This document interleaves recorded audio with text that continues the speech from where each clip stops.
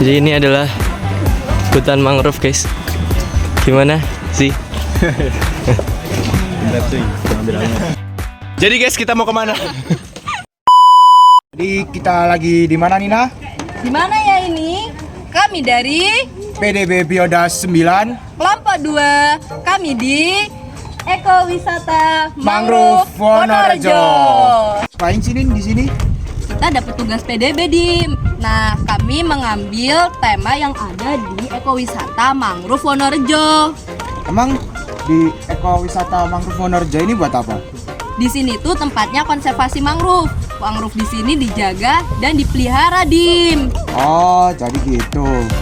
Ikuti perjalanan kita. Surabaya tidak hanya terdiri dari bangunan-bangunan beton. Melimpir ke arah pantai timur dari pusat kota, terdapat sebuah objek wisata menarik bernama Ekowisata Mangrove Wonorejo. Berlokasi tidak jauh dari pusat kota, tepatnya di Jalan Raya Wonorejo Rungkut. Ekowisata Mangrove Wonorejo Surabaya merupakan kawasan konservasi alam untuk mencegah abrasi di wilayah timur kota Surabaya.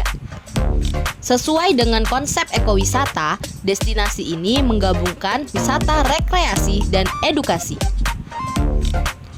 Untuk memasuki jogging track, pengunjung tidak dipungut biaya alias gratis. Namun, di kawasan ini mereka belum bisa menikmati hutan mangrove. Agar bisa menjelajahi hutan mangrove, maka pengunjung harus menyeberangi sungai menggunakan perahu menuju lokasi. Nantinya, wisatawan akan menyusuri sungai sepanjang 5,4 km selama kurang lebih 13-15 menit. Nah, mulai dari situ, sepanjang perjalanan, wisatawan mulai disuguhi pemandangan hutan mangrove yang asri. Ih, tapi coba lihat deh, sepanjang perjalanan ekowisata mangrove ini masih banyak aja sampah. Eits, tunggu dulu. Dari poster ini dapat kita ketahui bahwa sampah yang ada di ekowisata mangrove ini berasal dari laut. Jadi bukan hanya orang-orang yang membuang sampah sembarangan di ekowisata, namun sampah-sampah dari laut juga terbawa. Selain dijadikan agrowisata, juga memiliki banyak potensi loh. Kalau menurutmu apa aja jadi potensinya? Kalau menurut aku sendiri, dikarenakan pohon mangrove sendiri itu memiliki akar yang kuat, jadi pohon mangrove ini bisa dapat memecah ombak dan menahan gelombang ombak. Kalau menurut pendapatmu gimana, Sel? Kalau menurutku dapat mengendalikan erosi, kemudian menyerap karbon dan meningkatkan habitat biota. Oh, jadi pohon mangrove bisa dibilang banyak juga ya manfaatnya ya? Iya. Jadi gimana nih Ronre buat pengembangan di ekowisata mangrove ini? Kayaknya kita perlu bantuan dari masyarakat sekitar nih, supaya banyak orang yang membantu untuk mengembangkan ekowisata ini. Gitu. Nah, selain itu kayaknya perlu juga nggak sih kampanye atau penyuluhan gitu buat meningkatkan kesadaran masyarakat aja di sekitar sini supaya masyarakat tuh bisa ikut menjaga kelestarian ekowisata ini. Ya juga sih, kayaknya perlu buat supaya masyarakat itu nggak banyak buang sampah sembarangan kan, untuk nggak merusak ekosistem di sini. Benar. Nah, terakhir nih Kak, aku juga ngerasa kayak di sini tuh perlu bantuan dari pemerintah gitu.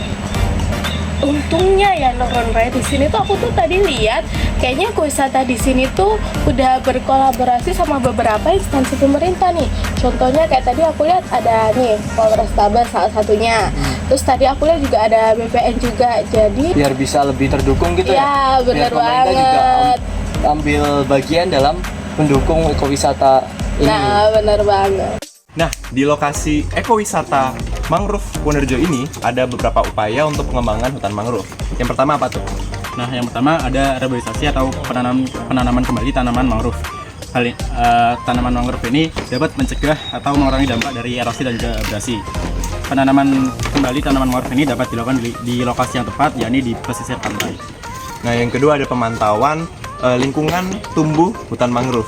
Hal ini kita perlu memperhatikan kesuburan dari hutan mangrove. Yang pertama tanah tentunya, tanah yang ditumbuhi oleh tanaman mangrove harus memiliki kualitas yang baik agar hutan mangrove bisa tumbuh dengan baik pula.